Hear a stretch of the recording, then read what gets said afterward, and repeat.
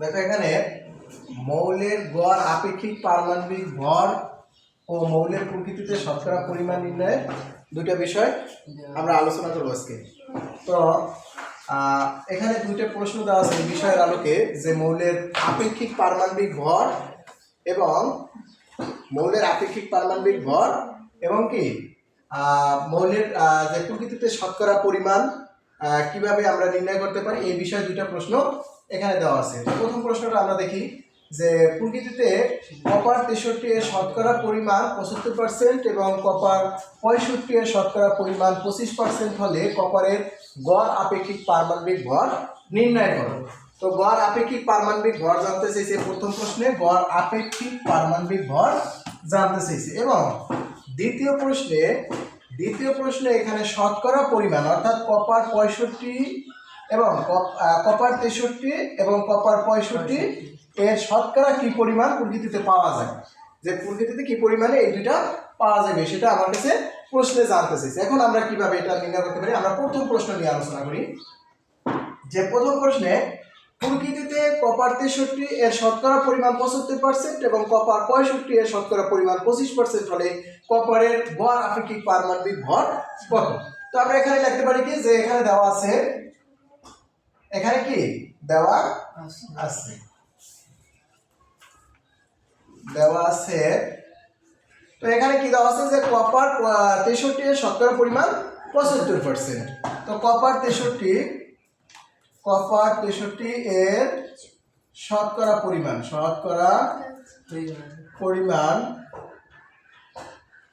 সমান কত পার্সেন্ট?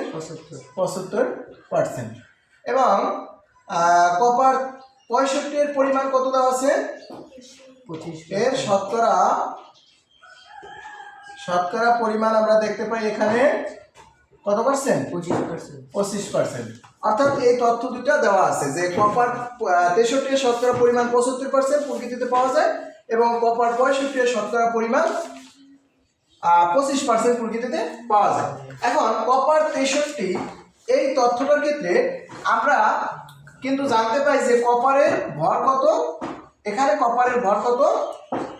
63। এবং কপার যখন 65 বলা হয়েছে তখন কি তার ভর কত? 65। এখন এই উপরের সংখ্যা দুটা তার কি ভর, অর্থাৎ কপারের ক্ষেত্রে কিন্তু ভিন্ন ভিন্ন ভর। আর আমরা এরকমের যদি ভিন্ন ভিন্ন ভর দেখি, একই পরমাণুর ক্ষেত্রে যদি ভিন্ন ভিন্ন ভর দেখতে পাই, সেক্ষেত্রে আমরা সেটাকে কি বলি?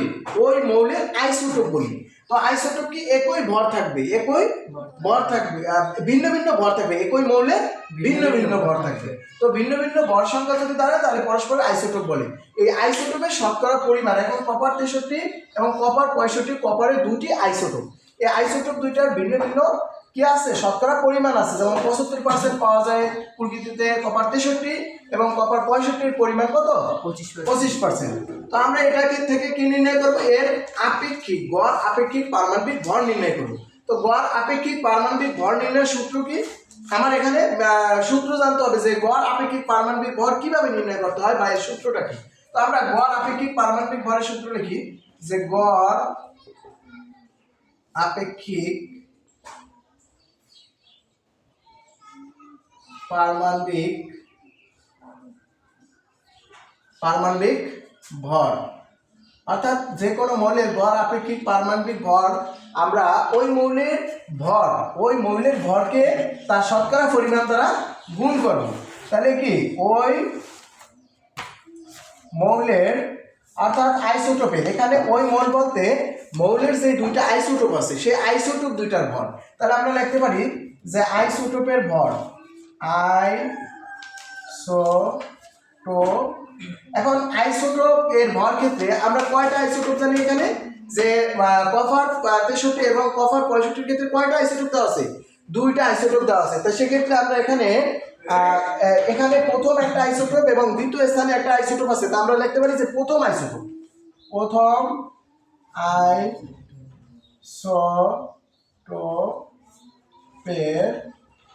ভর ইনটু কি হবে? শতকরা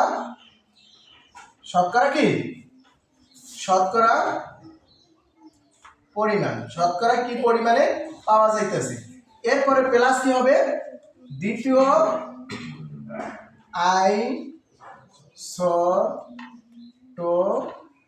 আইসোটোপের কি ভর, দ্বিতীয় আইসোটোপের ভর ইনটু কি শতকরা পরিমাণ, অর্থাৎ দ্বিতীয় আইসোটোপটা কি পরিমাণে শতকরা পাওয়া যায়, শতকরা পরিমাণ। তো শতকরা পরিমাণ এখন এর সাথে ভাগ হইবে কত দ্বারা, ভাগ কত 100 দ্বারা ভাগ করলে আমরা কি পাবো, গড় আপেক্ষিক পারমাণবিক ভর পাবো।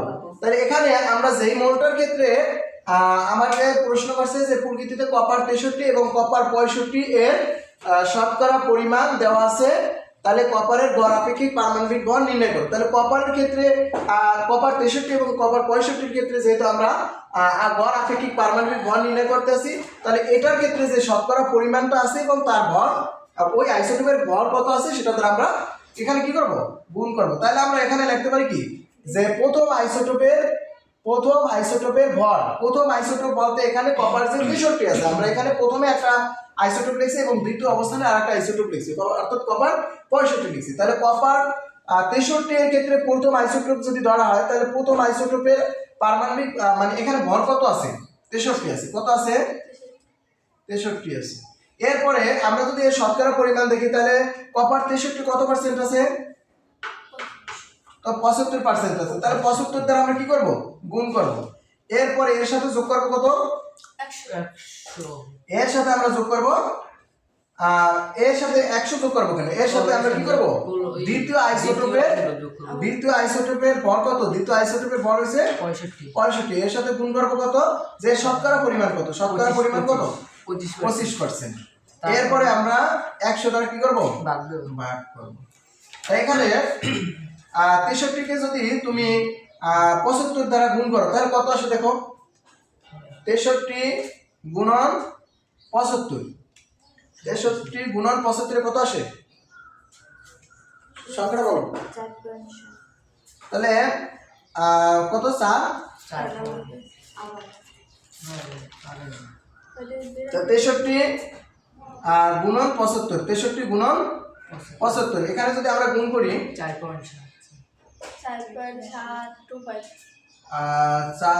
কত 7, এখানে গুণনে কত আসবে, গুণনে অর্থাৎ গুণ করলে 63 গুণন 75, এখানে গুণ করলে কত আসে, 4 পয়েন্ট আসে না, পয়েন্ট আসবে কেন, এখানে পূর্ণ সংখ্যা এখানে 4 পয়েন্ট আসে কখনোই, ওখানে একটা কমা আছে, 4725, অর্থাৎ আমরা এখানে বলতে পারি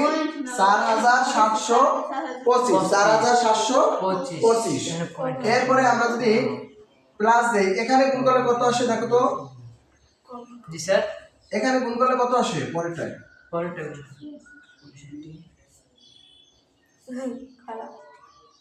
1625, তার মানে কত 1625 আসে। একে যদি আমরা 100 দ্বারা ভাগ করি, এখন যোগ করে তারপরে ভাগ করতে হবে, তাহলে এই দুটো যোগ করলে কত আসে দেখো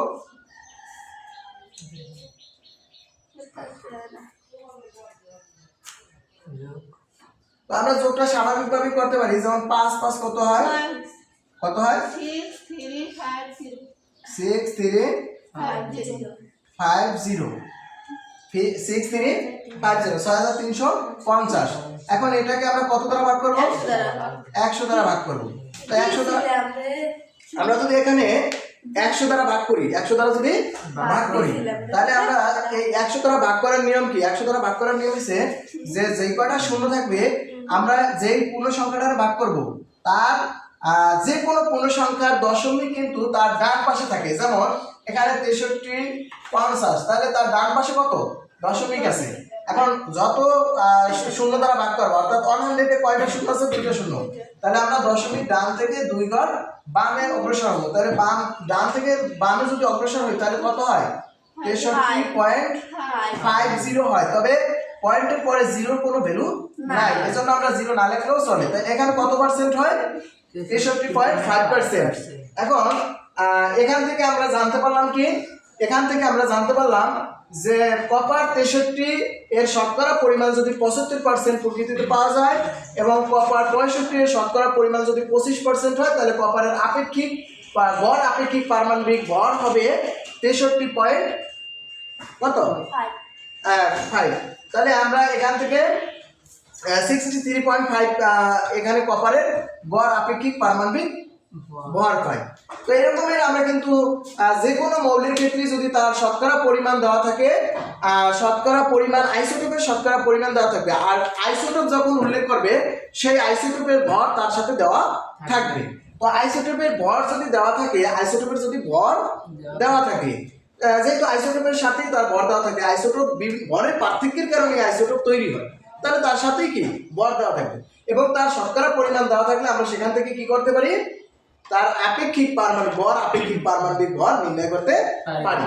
তাহলে সেটা কিভাবে, যে সেই আইসোটোপের ভরকে তার শতকরা পরিমাণ দ্বারা কি করব, গুণ করব এবং উভয় আইসোটোপের গুণ করার পরে সমষ্টি নির্ণয় করে 100 দ্বারা কি করব, ভাগ করব। তো আমরা এই সূত্রটা খুব স্বাভাবিকভাবে মনে রাখবো। যদি আমরা এই সূত্রটা স্বাভাবিকভাবে মনে রাখতে পারি, বিষয়টা বুঝি, তাহলে আমরা এই নির্ণয়টা করতে পারবো, অর্থাৎ গড় আপেক্ষিক পারমাণবিক ভর নির্ণয় করতে পারবো। এরপরে আমরা দ্বিতীয় প্রশ্নে যাই। আমরা এখানে দ্বিতীয় প্রশ্নটা যদি দেখি, দ্বিতীয় প্রশ্নে কি আছে, আমরা দ্বিতীয় প্রশ্নটা ফলো করি।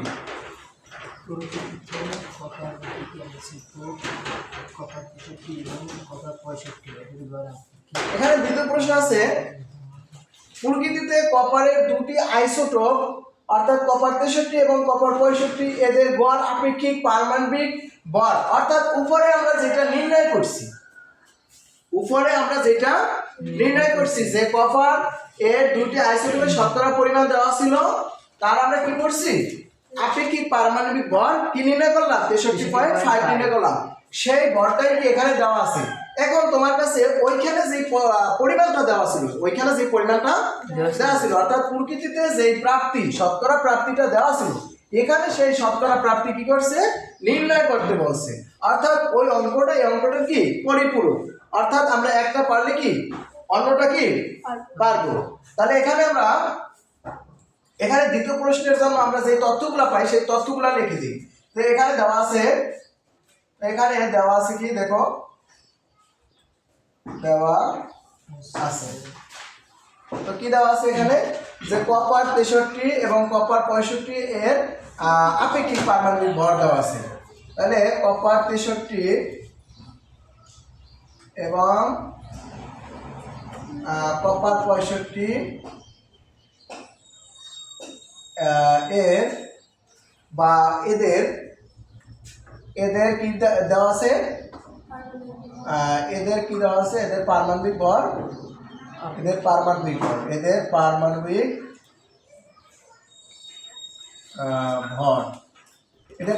ভর কত, 63.5। এবং আর কি দেওয়া আছে, যে এদের শতকরা প্রকৃতিতে শতকরা পরিমাণ কত, এই পর্যন্ত ভর দেওয়া আছে, এদের শতকরা পরিমাণ জানতে চাইছে। তা আপেক্ষিক পারমাণবিক ভর দেওয়া আছে, এই কপার 63 এবং কপার 65 প্রকৃতিতে কি পরিমাণ পাওয়া যায় সেটা আমাদের কাছে জানতে চাইছে, শতকরা পরিমাণ জানতে চাইছে। তো আমরা শতকরা পরিমাণ নির্ণয়ের জন্য ওই একই সূত্র ব্যবহার করব, যেহেতু এদের কি দেওয়া আছে, আপেক্ষিক পারমাণবিক ভর দেওয়া আছে। আর আমরা আপেক্ষিক ভর আমরা জানি কি, দেখো আমরা জানি যে আপেক্ষিক পারমাণবিক ভর এখন এখানে আপেক্ষিক পারমাণবিক ভর, আমরা আপেক্ষিক পারমাণবিক ভর সমান কি জানি, আপেক্ষিক পারমাণবিক ভর সমান কি জানি, যে আপেক্ষিক পারমাণবিক ভর নির্ণয় সূত্র জানি কি, যে প্রথম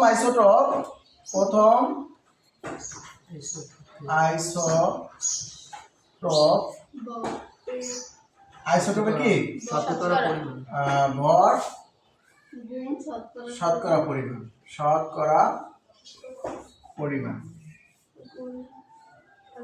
এরপরে যোগ দ্বিতীয় আইসোটোপ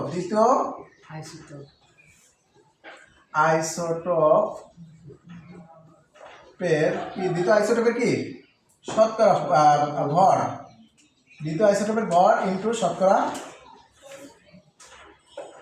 পরিমাণ।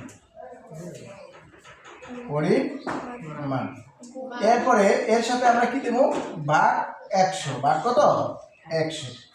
তো এখন এই সূত্রটা আমরা জানি, কিন্তু এখানে আমার আপেক্ষিক পারমাণবিক ভরটাই কি দেওয়া আছে, কিন্তু জানতে চাইছি কি যে শতকরা পরিমাণ কত, এদের শতকরা পরিমাণ কত। এখন শতকরা পরিমাণ তো দেওয়া নেই, এটাই আমার নির্ণয় করতে বলছে। তো আমরা এইটার ক্ষেত্রে একটা শতকরা পরিমাণ জানবো, এটার ক্ষেত্রে একটা শতকরা পরিমাণ জানবো। তাহলে আমরা এখানে ধরতে পারি কি, ধরতে পারি যে কপার প্রকৃতিতে 63, অর্থাৎ কপার 63 এর শতকরা পরিমাণ, শতকরা পরিমাণ এটার ক্ষেত্রে আমরা শতকরা পরিমাণ কত নিতে পারি যে x%, কত পার্সেন্ট আমরা জানি না, তো এখানে আমরা কত নিতে পারি তাহলে x% নিতে পারি। এরপরে তাহলে প্রকৃতিতে, অতএব প্রকৃতিতে এখানে কি আসবে কপার 65 এর পরিমাণ কত আসবে, তাহলে এর শতকরা পরিমাণ কত আসবে, যে এখানে x% বলতে 100 এর ভিতরে x পরিমাণ পাওয়া যায় কি কপার 63, তাহলে 100 থেকে x পরিমাণ বাদ দিলে যা থাকে তা কি আরেকটা যে ওর আইসোটোপ আছে তার পরিমাণ, তাহলে ওর অন্য আইসোটোপ আছে কি কপার 65, তো কপার 65 এর পরিমাণ আসবে কত 100 থেকে আমরা x পরিমাণ বাদ দিলে যেটা থাকবে তত পার্সেন্ট কি কপার 65 এর শতকরা পরিমাণ।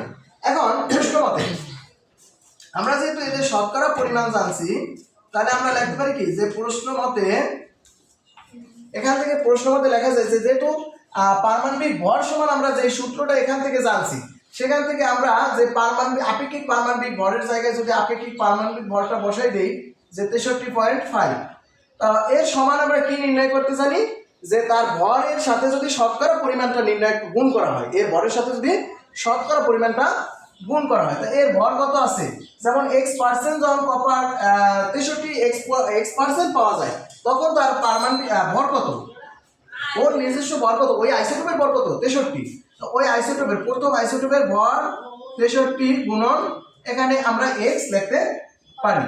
এরপরে এর সাথে গুণন আসবে, যোগ আসবে কত, এর সাথে যোগ আসবে দ্বিতীয় আইসোটোপ অর্থাৎ কপার 65, কপার 65 এর ক্ষেত্রে এর ভর কত 65, আইসোটোপের ভর কত 65, এর সাথে গুণন আসবে তার শতকরা পরিমাণ, তার শতকরা পরিমাণ আছে কত 100 মাইনাস x। তো এখন এটার এটাকে আমরা ভাগ করব কত দ্বারা 100 দ্বারা ভাগ করব, তাহলে এখানে ভাগ কত 100, এটা আমরা সবাই বুঝছি। এখন 63.5, এখন x দ্বারা গুণ করলে কি আসবে 63x, এই x দ্বারা 63 সাথে গুণ করলে কি আসবে 63x প্লাস এখানে যদি আমরা 65 এর সাথে গুণ করি তাহলে কত পাবো 6500 পাবো, আর 100 দ্বারা গুণ করলে, এরপরে আমরা 65 এর সাথে যদি x গুণ করি তাহলে কত 65x, এরপরে এর সাথে ভাগ আছে কত 100। এখন এখানে যে 100 ভাগ আছে, এই সংখ্যাটা যদি আমরা সমানের এই পাশে নিয়ে আসি তাহলে কি হবে গুণ হবে, এটা আমরা জানি না, তাহলে গুণ হলে এই পাশে আসলে কত হবে 63.5 এর সাথে গুণ হবে 100। এরপরে এখানে আমরা দেখতে পাই যে কপার 63 এবং কপার 65, তাই এখানে বিয়োগফল কত আসে -2x, আর প্লাসের কত আছে 6500। এখন এখানে কত হবে, এখানে গুণ করলে হবে 6350 আর সমান -2x প্লাস 6500। এখন আমরা যদি এইখানে সংখ্যাগুলো একপাশে ট্রান্সফার করে নিয়ে আসি, তো সংখ্যাগুলো একপাশে ট্রান্সফার করে নিয়ে আসলে এখানে আমরা পাই কি 63, এখানে 6350 এর থেকে 6500 কি হবে বিয়োগ হবে সমান -2x। এখন এখানে বিয়োগ করলে কত আসে এখানে বিয়োগ করলে কত আসে? আমরা এই কাজটা এখানে করি, সমানের এই পাশে করি। তো এখান থেকে আসে যে 150 মাইনাস 150 সমান কত? -2x। এখন আমার এখান থেকে কিসের মান নির্ণয় করতে হবে? x এর মান নির্ণয় করতে হবে। তো আমরা যদি x টাকে এই পাশে লিখি সমানে, তাতে কোনো প্রবলেম নাই। আর এই x এর সাথে যে সংখ্যাটা আছে তার ট্রান্সফর্মে এই পাশে কি হবে? -150 এর সাথে কি হবে? ভাগ হবে। এখানে গুণ আকারে আছে x এর সাথে, তাহলে সমানের এই পাশে আসলে কি হবে? ভাগ হবে। তো সেখান থেকে আমরা এখানে নির্ণয় করতে পারি কত? 150 2 দ্বারা ভাগ করলে কত হয়? 75। তার মানে x এর মান কত? 75। x এর মান 75 মানে হচ্ছে যে কপার 63 এর শতকরা পরিমাণ 63%। হ্যাঁ, তাহলে আমরা লিখতে পারি যে অতএব কপার আর 63 আইসোটোপের পরিমাণ, শতকরা পরিমাণ